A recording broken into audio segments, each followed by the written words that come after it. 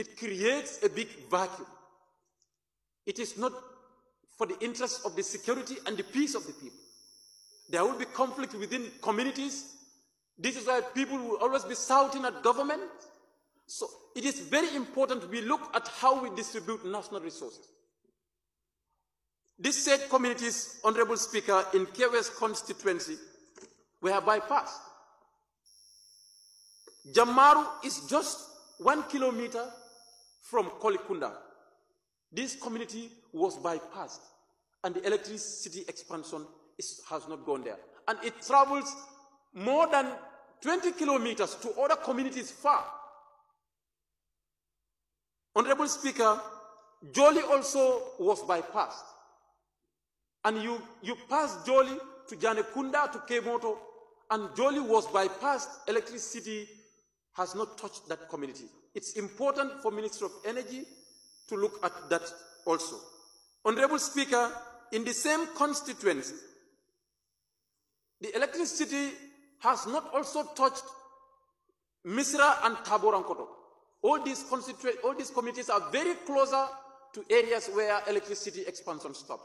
So I think it's quite important for Minister of Energy to look at this, because it is creating a lot of conflict within the constituents that we cannot handle. And the government, you are not present in the constituents. We are there. We know what we face on a daily basis, and we don't receive a single tax. This is why sometimes I don't use social media platforms to talk about certain national issues. No single national tax is paid to members of parliament. It's paid to councils and the central government. But as representatives, it is our mandate, because it's one of our 3 core mandates, representation, to tell you what our people need so that you give to them, because they are taxpayers.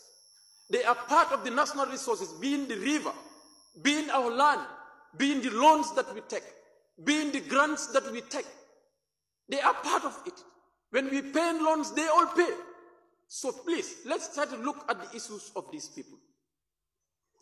Honorable Speaker, as we speak, Minister of Works, Sanden to Jataba, that road cannot be used now.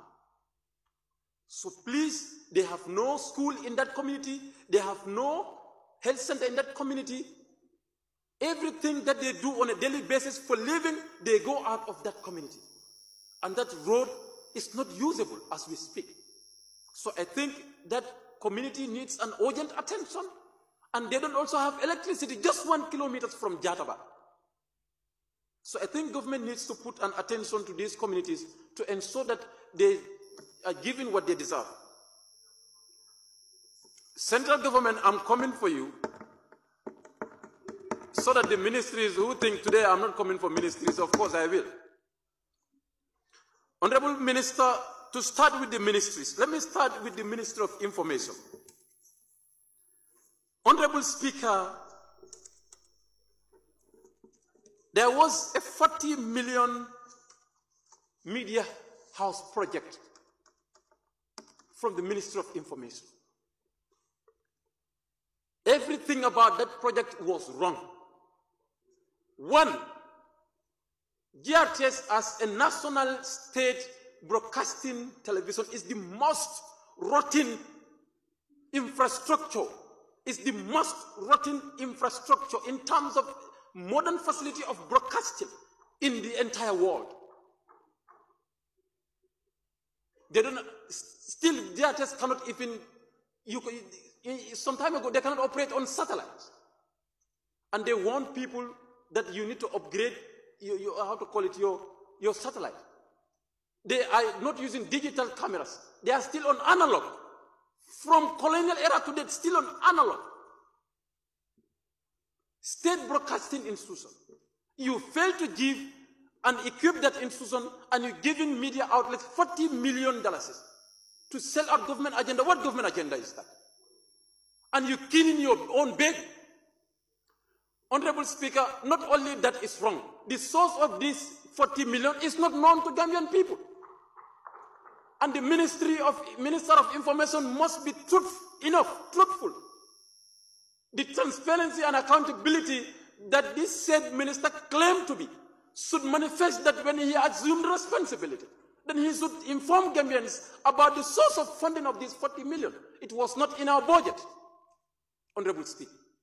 Honorable Speaker, they have not just stopped there, but they flout our national laws, GPPA rules. Honorable Speaker,